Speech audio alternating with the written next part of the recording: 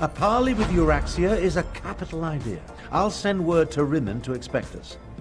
I imagine my half-sister will treat us as if my station and agree to the meeting. Attend to any other matters if you must, then see me when you're ready to leave. We should come up with a plan for negotiating with Euraxia. It just so happens I already have one. It involves distracting my half-sister with wit, charm, and words she barely comprehends. Oh, and you. Euraxia never could resist a pretty face. You'll pretend to be my bodyguard and personal valet. You want me to be your valet? Consider it obfuscation to hide your true purpose. We don't want to give Euraxia a reason to react poorly to overtures of reconciliation. Not that I expect to reach an accord, but still. Meet me in Rimmen and we'll enter the palace together. Alright, I'll meet you in Rimmen. Go on, go on. I'm capable of traveling to Rimmen on my own. We'll meet up at the city gates and go to the palace from there. I'm relatively certain Euraxia will honor the parley, but be prepared for anything. She's still a Tharn, after all.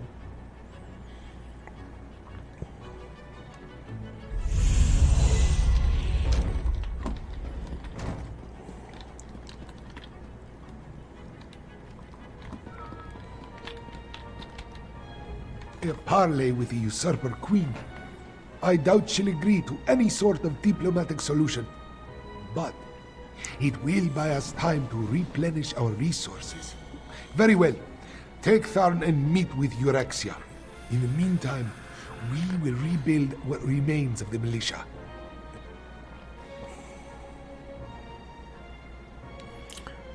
And why do you refer to Euraxia as the Usurper Queen? She marched into Anequina with a mercenary army and conquered Rimmen. Her forces killed the royal family, and she illegally proclaimed herself queen. That makes her a usurper. I pray I live to see her pay for her crimes. This one hates the idea of talking to the Usurper Queen. We should be stabbing her in the neck. Still, Nalado sees the necessity, even if she doesn't like it. Euraxia will almost certainly betray you, so be careful when you face her, yes? How did Euraxia become Queen of Rimmen? By marching into Elsweyr with a mercenary army and slaughtering our rightful Khajiit rulers. Not only did the usurper slay our king and queen, she murdered the rest of the royal family. Her crimes, they swarm around her like flesh flies on dung. All right.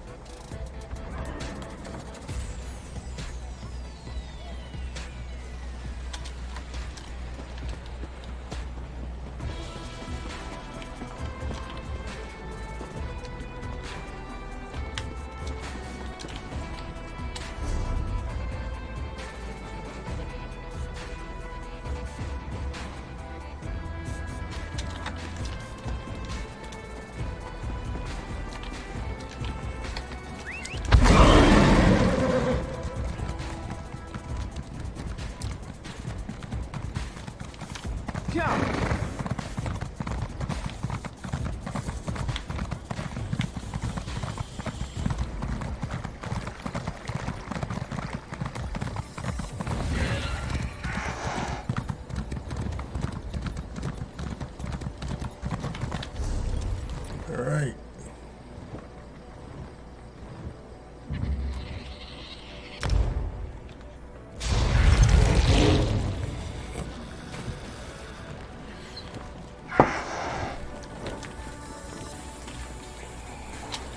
All right, Abnur, where are you?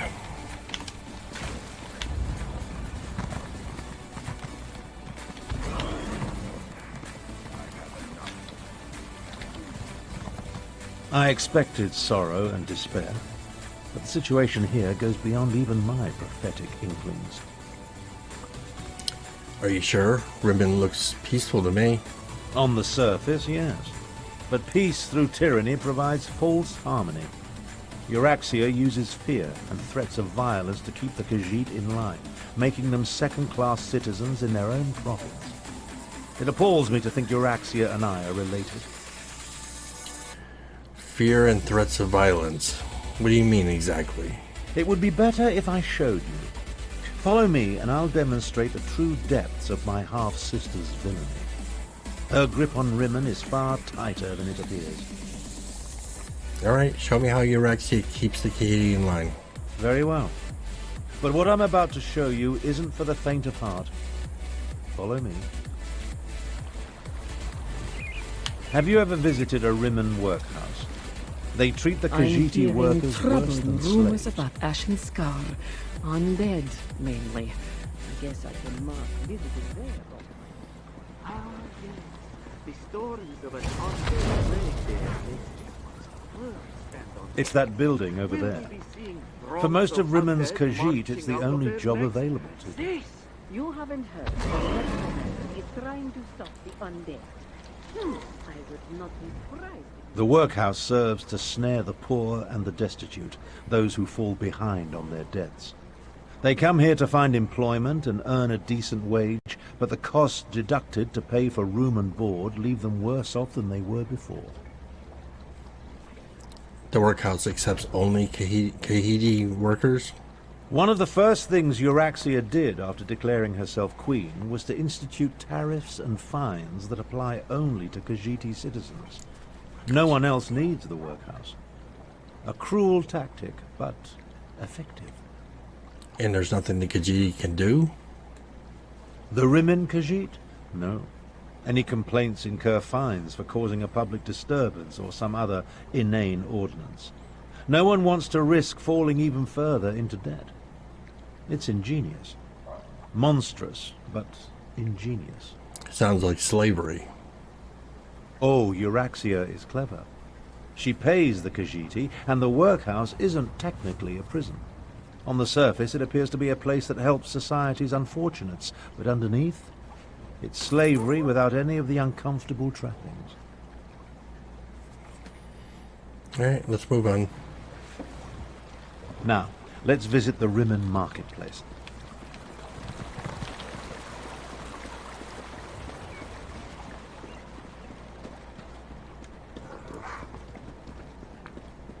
Take a look around. Business seems to be thriving, but appearances can be deceiving.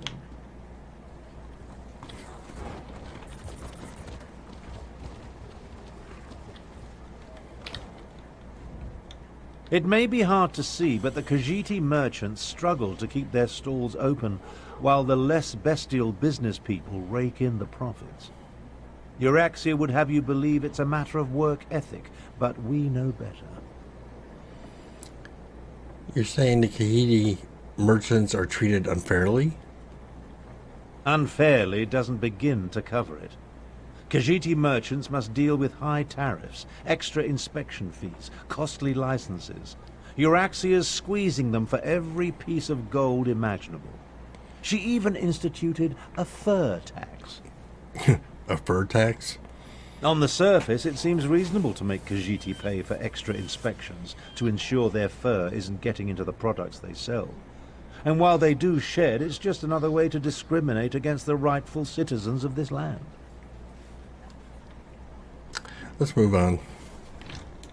Come along. I want to show you the improvements Euraxia made to the palace walls.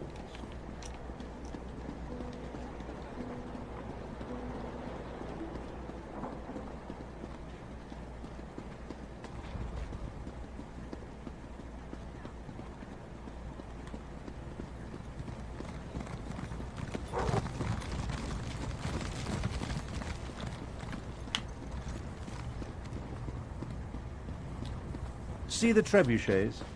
Notice how they're aimed into the city below.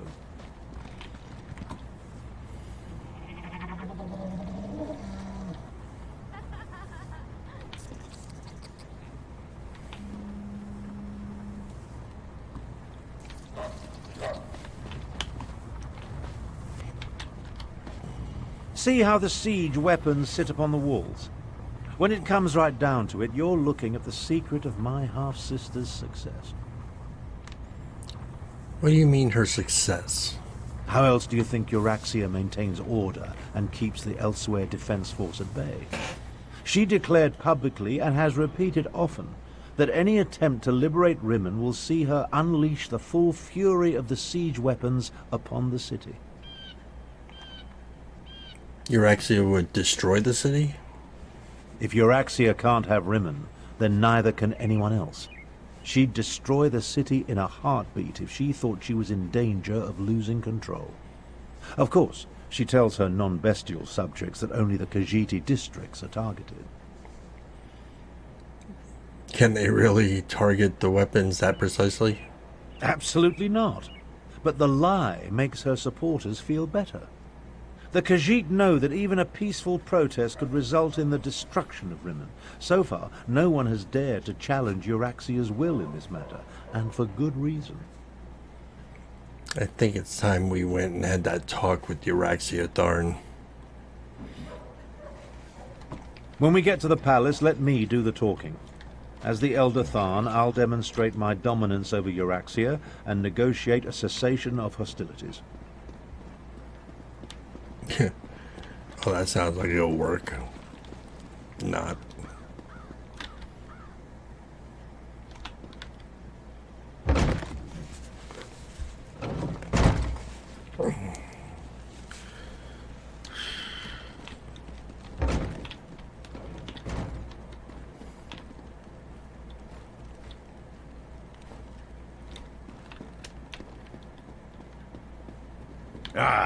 Here come Queen Euraxia's guests now. I don't like the looks of these meddlers. I say we feed them to the dragons and be done with it. Oh, there's the head of the betrayer. So you're Abnur Tharn's bodyguard and valet. Not what I expected. I assume you want to follow your master into the Queen's inner sanctum, huh? I'll allow it. But first, I want to gauge the measure of your marrow. You're one of Euraxia's necromancers? I am Queen Euraxia's chief necromancer. You may call me Zumog Foom. The other grave callers answer to me. And this is my familiar and confidant, Sir Cadwell the Betrayer. Is that Cadwell's head? Ah, yes. The Betrayer saw you when it looked through the soul-shriven's eyes. The creature you know is a pale shadow of the dark night that once walked these lands. I exhumed his remains and reanimated him. Well, his head... it was all I could find. And why did you dig up Cadwell's head? My actions don't concern you.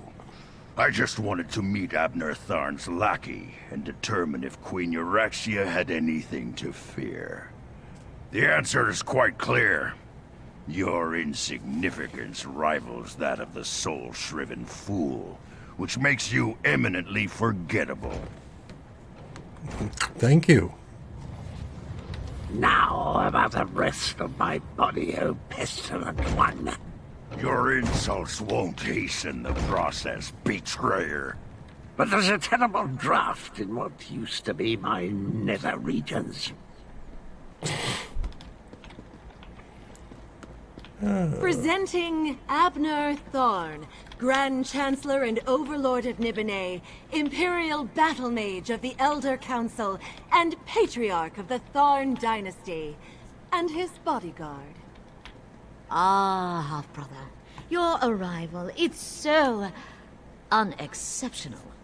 Pretending to be a queen Hush, isn't- Abnur, you bore me. Bodyguard, you look interesting. Come talk to me.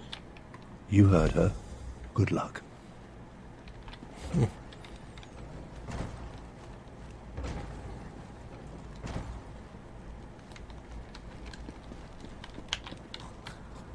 My sources indicated that my half-brother's associate was somewhat taller. Oh well. Now, why in the world should I even consider negotiating with members of the losing side? We came to warn you. The dragons consider you a puppet and they plan to betray you. A warning? How thoughtful. You do know that I defeated the Khajiit army and took control of the Rimmon throne? I am no one's puppet, I assure you. But why do you suppose I have anything to do with dragons? A dragon helped the undead your necromancers unleashed in the Khajiit Defense Force. Oh, how precious. I hoped my pompous half-brother would provide an amusement, but this is even better. I have a chamber set aside in the dungeons just for you. We'll play the most interesting games, you and I, until your body gives out. You agreed to this parlay. That means we're here under a truce and are free to leave. Do not presume to lecture me. I make the rules here, not you or Abnur. I have a special relationship with Mulamir, an understanding. The dragons will secure my hold over Elsweyr, and there's nothing you or my half-brother can do to stop them. Think about it. You're doing exactly what Mulamir wants you to do. Enough! Zumog Foom, what news do you bring? The Desert Wind Adaptorium has fallen. We move against Riverhold on your word. Then the word is given. Now, half-brother. Treachery? How could I ever have anticipated this? Guards, take them to the dungeons. I think not.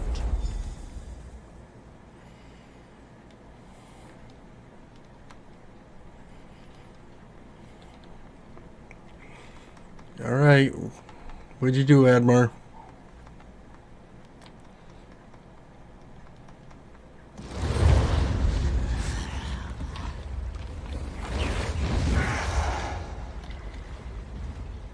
Well, I suppose that could have gone better. Where are we and how did we get here? I prepared for Euraxia's probable betrayal. Unfortunately, my teleport spell wasn't quite able to penetrate the palace wards. So we wound up down here, in the palace sewer. Did you hear what Euraxia said to Zumafum? We heard two things of note. First, Euraxian forces have invaded the Desert Wind Adaptorium for some insidious purpose. And second, my vile half-sister ordered an attack on Riverhold. We need to warn Garishri. One thing at a time, my companion, one thing at a time. I need to recover my strength after teleporting us into this skeever hole. I'll need your help to get out of here. Then we can deal with both Desert Wind and Riverhold. All right, stay close.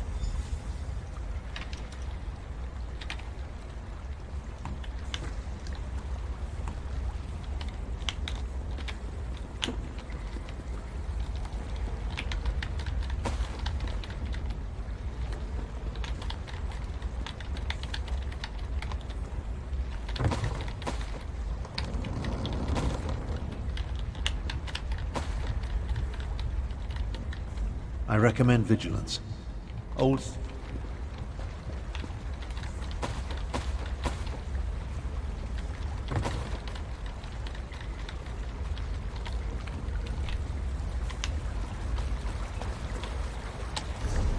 Alrighty.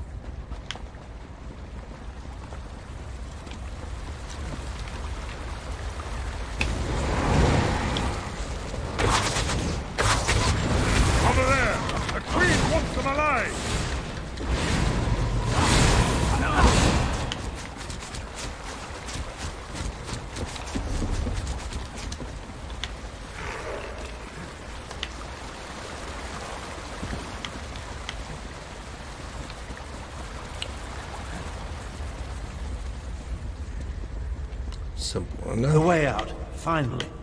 I can't abide another moment in this stench.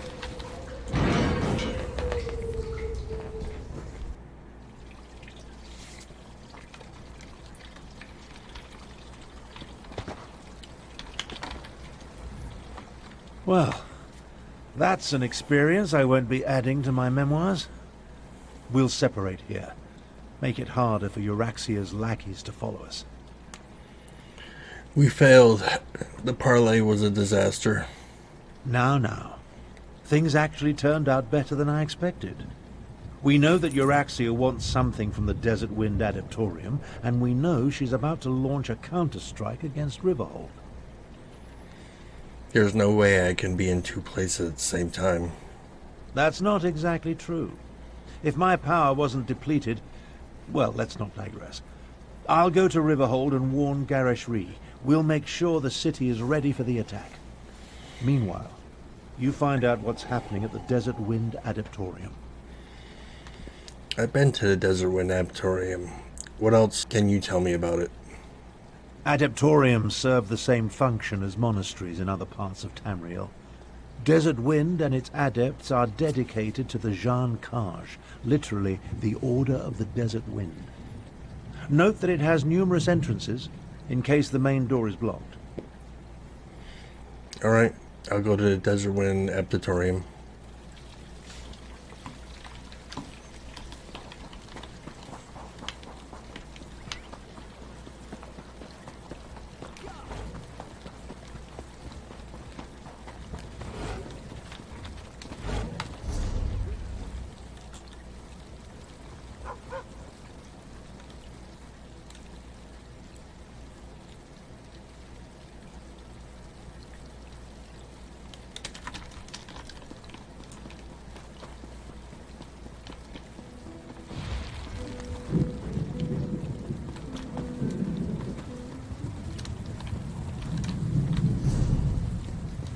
Shore's bones. Rigert knew he should have brought more mead.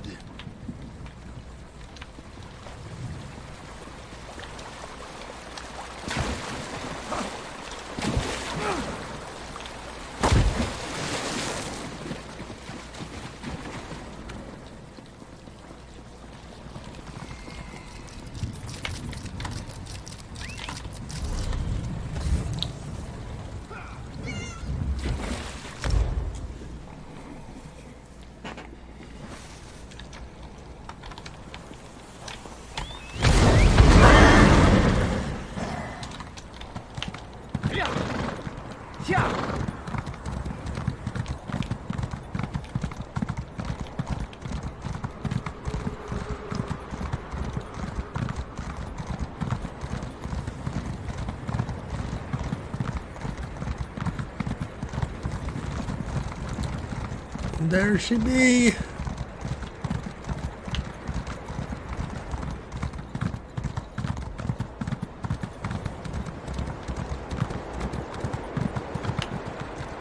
Seal the gates. Let no Euraxian enter this holy place.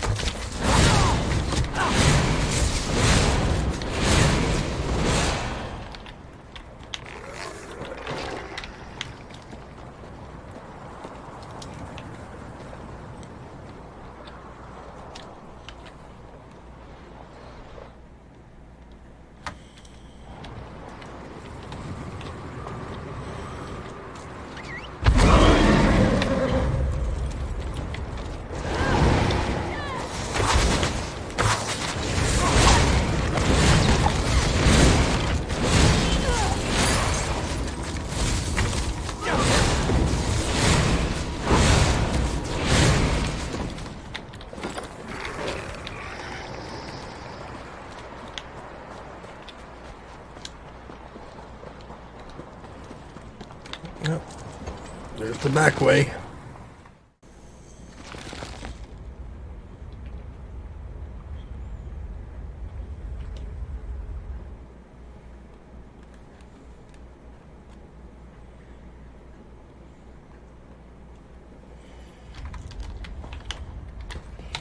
All right.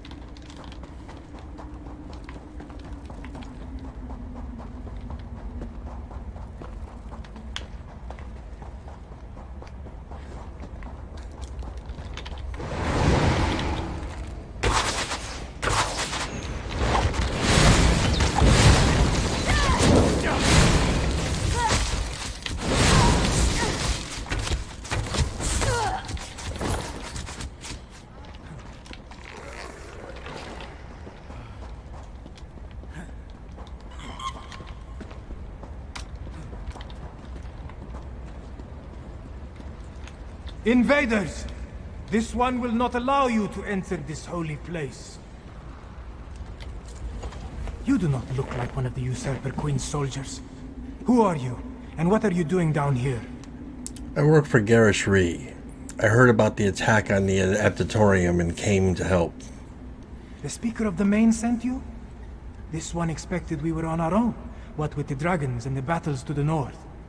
Zamorak came down here to seal this spot, but now he thinks the Euraxians seek the Grand Adept. Why would Euraxia soldiers want the Grand Adept?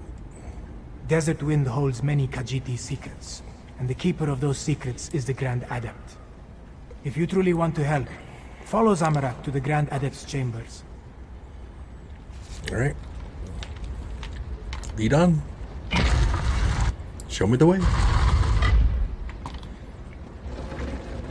Nine Winds, no! Get to the door! Go! Save the Grand Adept! Go! This one will find another way inside.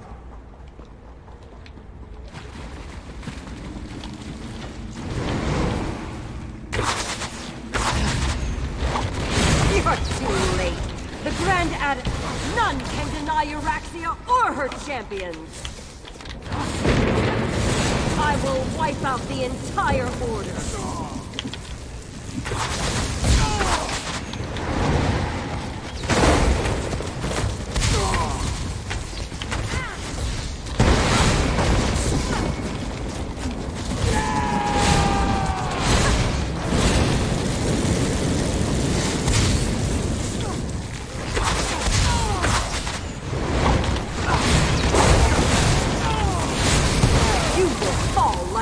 Before a blade.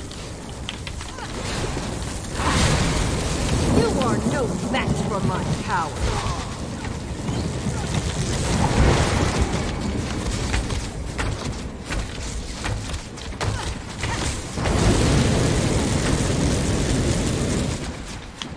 Yeah. This can't be happening. Sucks to be you, but it did.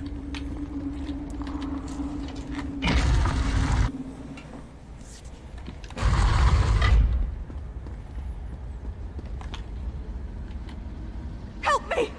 Don't let Zumok Foom take my soul! Zumafoom? What's happening to you? Zumok Foom! This is the Necromancer's doing. Even in death, I continue to serve. Why would Zumafoom do this to you? He called it a blessing. Said it would protect me. Damn him! He claimed my soul! Please, you must help me. Release me from this curse! Tell me what you came here for, and I'll try to set you free. We came for an ancient secret, protected by the Grand Adept. She put up a good fight, I'll give her that. Zumok Foom seeks the location of the betrayer's body parts. I learned where the dismembered corpse was hidden. Now, please, help me!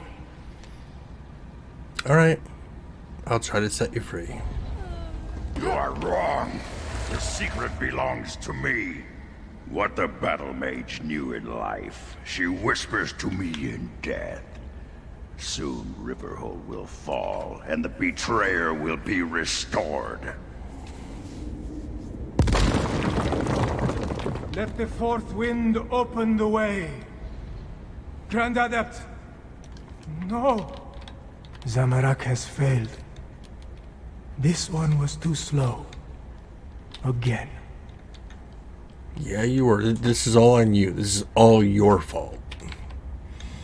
What has happened here? Who killed the Grand Adept? One of Euraxia's battle mages. I killed her, but I was too late to save the Grand Adept. Zamorak thanks you for avenging the Grand Adept. But why did they attack this peaceful Adeptorium? Why kill a harmless old student of the Desert Winds? It's as you suspected. They sought out one of the Grand Adept's secrets. Unfortunately, they succeeded. The Usurper Queen made a mistake when she had the Grand Adept killed. Whatever they came to find had an unintended consequence. It has roused the students of the Desert Winds. Zamorak pledges the Adepts to Gareshri's cause. Euraxia will fall. Then take the Adepts to Riverhold. That's where Euraxia plans to strike next. We are not many, but we are strong. The Adepts of the Desert Wind will aid the city. Zamorak will see you there, after he makes sure the Grand Adept receives the proper blessings.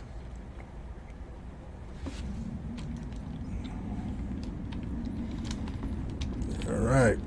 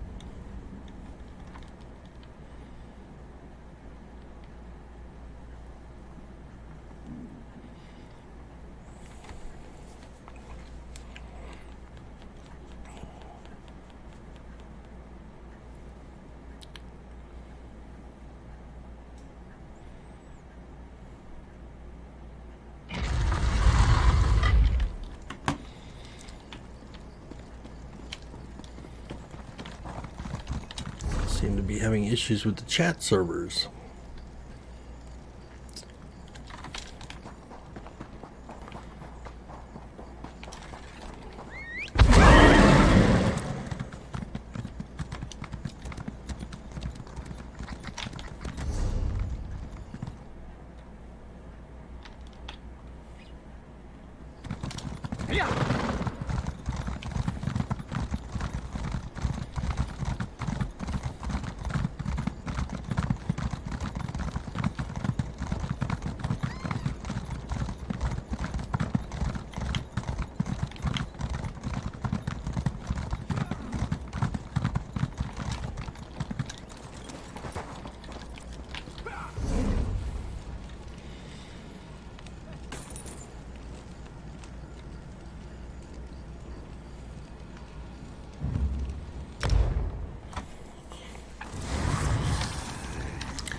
Alright, back in Riverhold. Talk to Abnur.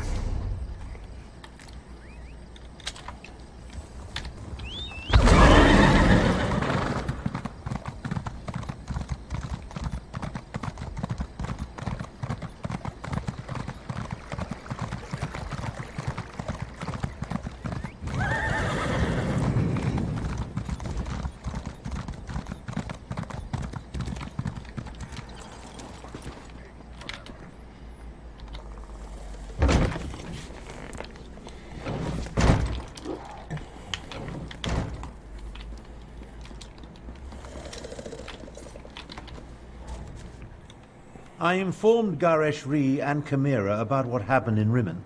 They're mobilizing our remaining forces even as we speak. Now, tell me, what did you learn at the Desert Wind Adeptorium?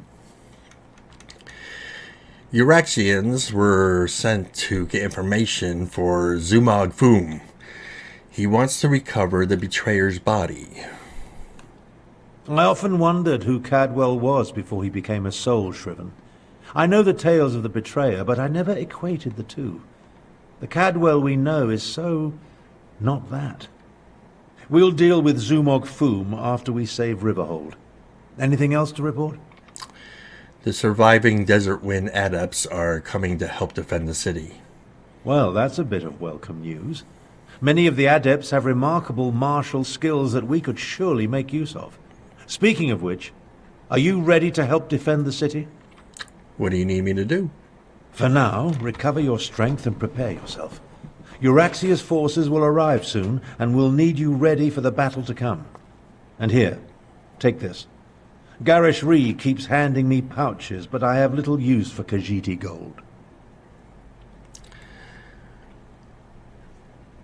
Alright.